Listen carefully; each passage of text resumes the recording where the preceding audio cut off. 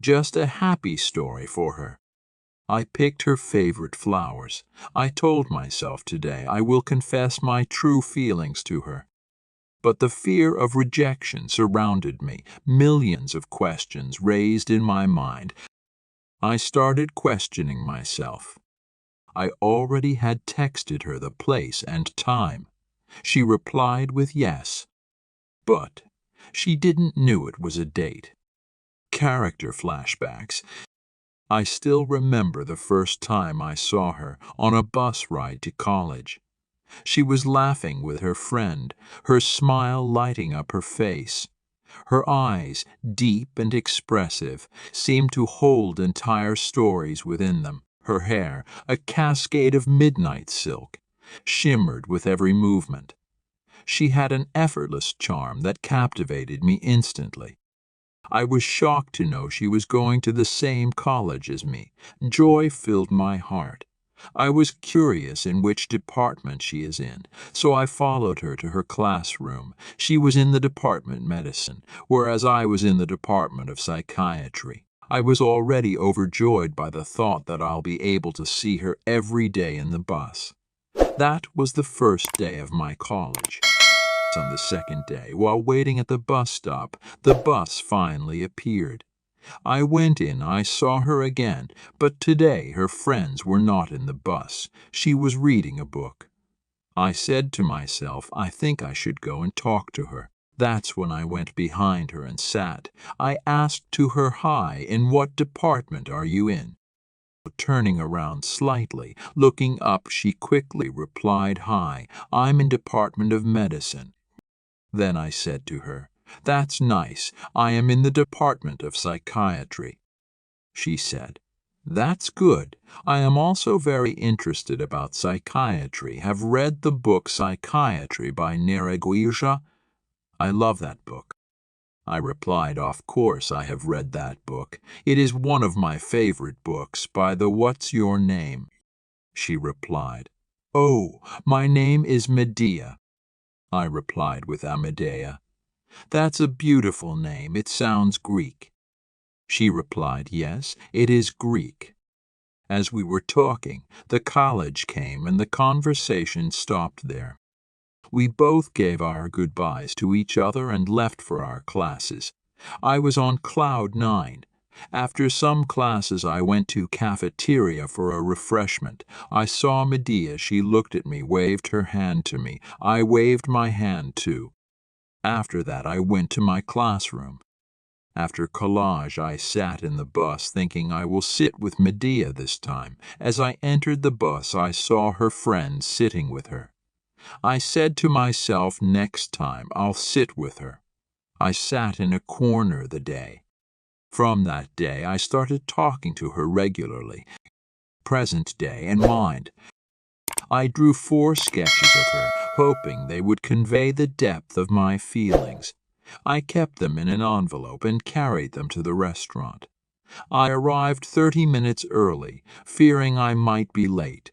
As I sat there, my mind raced with anticipation and dread. At 6:30 p.m., Medea walked in, her presence lighting up the room. We greeted each other and took our seats.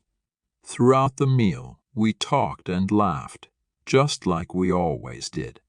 But tonight was different. Tonight I would lay my heart. Out of nowhere, I pulled out the ring, my hands trembling. Her eyes widened in shock, and the room seemed to hold its breath. "I've loved you since the first day I saw you," I began, my voice shaking. "I can't forget the day we met on the bus. You've been on my mind every moment since." Her expression hardened, and my heart sank. Medea, kaying him coldly, "Are you serious? Why would I ever want to go out with you?" Look at Character, and taken aback, hurt evident in his eyes. "I thought maybe we could." "Medea, my turning him off, save it. I wouldn't be caught dead with someone like you. You're nothing but a pathetic, ugly loser." Character, a crushed, tears welling up. "I'm sorry." Midday, Nettie, I'm wanting Claire. You should be. Just stop embarrassing yourself. No one will ever want you. Character Maple Phi trying to stop his tears. I'm sorry for what I am. The laughter from the other diners felt like daggers. I gathered my envelope and left, my vision blurred by tears. After the day, the character lying on bed. At night, I lay in bed, unable to hold back the flood of memories. How could I even thought of a girl like Medea can be my girlfriend? Her looks, style, standard. I don't fit with her in any aspect of her life. I was always bullied for my looks. I should not forget that never character remembering his past. Character. From my earliest memories, I knew I was different. It wasn't just my face. It was the way people looked at me, whispered about me, laughed at me behind their hands. I tried to hide, to shrink into the background and disappear. But there was no escaping the cruel spotlight of their scrutiny. They called me names like freak and monster, their voices like knives slicing through my already fragile sense of self-worth. I tried to steel myself against their words, to build a fortress around my heart, but it was no use. Their hatred seeped into my bones, poisoning me from the inside out. High school brought with it a new level of cruelty, a darkness so deep and suffocating, it felt like I was drowning.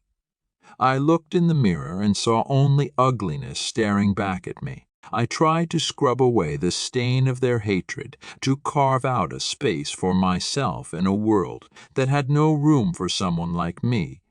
But it was futile. Their words echoed in my mind, a never-ending chorus of condemnation that left me feeling small and insignificant. Teens, I found myself drawn to the siren song of oblivion. Suicide whispered sweetly in my ear, offering a release from the relentless torment of my existence. I stood on the edge of the abyss, the darkness yawning wide before me, beckoning me to step into its embrace and be swallowed whole. It would be so easy, I thought, to let go, to surrender to the void and leave behind the pain and the loneliness once and for all. Her character snaps back to reality, sitting on his chair in front of his computer. The whole environment is dark black. The light of the monitor is blocking the character body, making it appear darker. The character pulled up a photo of Medea on his computer screen. Character opens the envelope, takes out the drawing which he made of Medea. Tears 3 drawing in small pieces, bit by bit.